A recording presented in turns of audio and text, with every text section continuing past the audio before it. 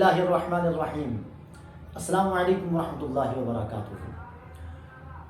बहुत से लोगों ने हमसे ये सवाल किया कि कुरान मजीद में जो हम पढ़ते हैं इस वक्त, जो राइज है, जो किताबत हो रही है, जो लिखाई छपाई हो रही है, प्रिंटिंग हो रही है, उसमें चार अल्फाज ऐसे हैं कि जिनमें साद और सीन दोनों लिखे हैं। कहाँ क्या पढ़ेंगे और क्यों पढ़ेंगे ये तो बता देते हैं। कई लोग बता देते हैं कि यहाँ ये पढ़ेंगे, यहाँ ये पढ़ेंगे, वो लिखा भी होता है, लेकिन ये बहुत कम पता होता है क्यों पढ़ेंगे, यहाँ ये क्यों पढ़ेंगे और वहाँ वो क्यों पढ़ेंगे। इंशाअल्लाह आज की वीडियो में आप ये सारी चीज़ें देख लेंगे और इंशाअल्लाह बहुत सारी इन्फॉर्मेशन आपको मिलेंगी कि कहाँ क्या पढ़ेंगे और क्यों पढ़ेंगे। देखिए, सबसे पहले दूसरे पारे के अंदर लफ्ज़ है यबसुतु। यहाँ साद भी है, सीन भी है, लेकिन यहाँ जो हमारी क़िराअत इमाम आसिम बरिवायत हफ्स है उसमें सिर्फ सीन पढ़ेंगे।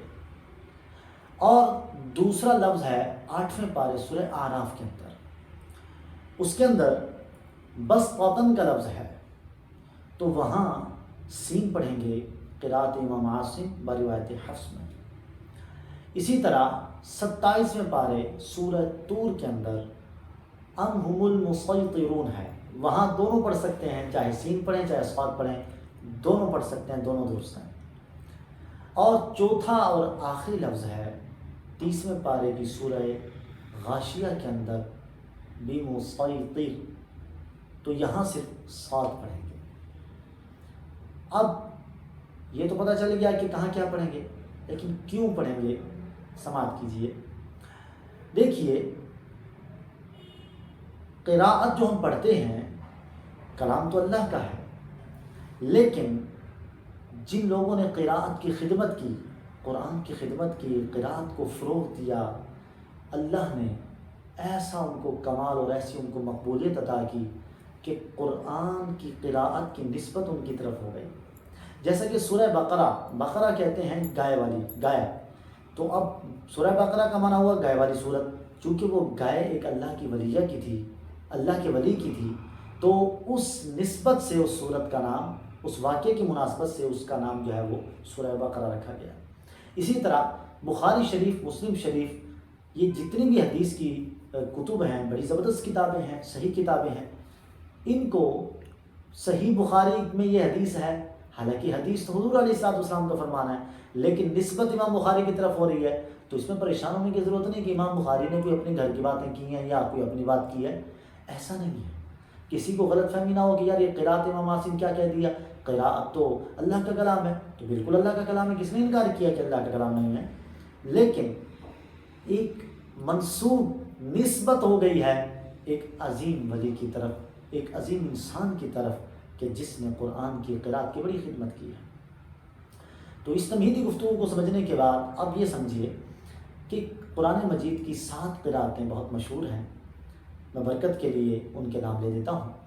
क़िराअत इमाम नाफ़िअ, क़िराअत इमाम अब्दुल्लाह बिन कसीर मक्की, क़िराअत इमाम अबू अम्र बसरी, क़िराअत इमाम अब्दुल्लाह बिन आमिर शामी, क़िराअत इमाम आसिम कूफ़ी, क़िराअत इमाम हमज़ा कूफ़ी, क़िराअत इमाम किसाई कूफ़ी।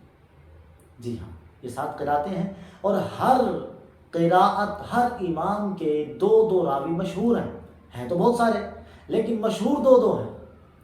तो हमारी जो क़िराअत है और जो कुरान मजीद प्रिंटिंग हो रही है वो क़िराअत इमाम आसिम बरिवायत हफ्स में, पाकिस्तान और हिंदुस्तान में, बरसग़ीर में इसकी प्रिंटिंग हो रही है, तो हम उसी की बात करेंगे।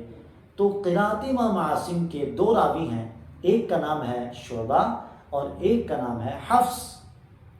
तो यहाँ सीन पढ़ने की बात है, जैसा कि मैंने दूसरे पारे की मिसाल दी बस औतन, तो यहाँ क़िराअत इमाम आसिम के जो रावी हफ्स हैं वो पढ़ते हैं सीन, और जो रावी शुअबा हैं वो पढ़ते हैं साद। अब आप दोनों पढ़ें, दोनों ही ठीक हैं, क्योंकि दोनों ही कुरान क़िराअत का हिस्सा है, माना भी दोनों का एक है, तो परेशान होने की कोई ज़रूरत नहीं।